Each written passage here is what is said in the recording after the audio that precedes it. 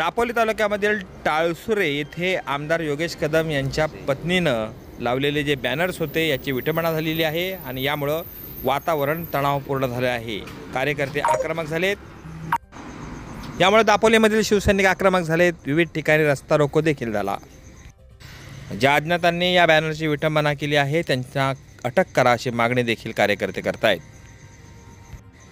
शिवसेना महिला आघाडी या प्रकरणी आक्रमक झाली। हिम्मत असेल तर पुढे या असं आव्हान करण्यात आलंय।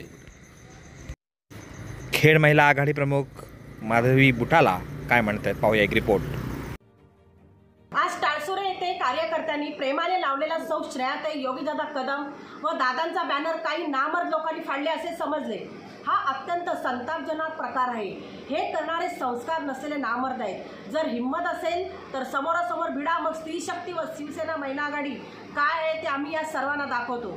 मी शिवसेना महिला आघाडी व समस्त स्त्री वर्गाकडून या घटनेचा धिक्कार करते। जय हिंद, जय महाराष्ट्र।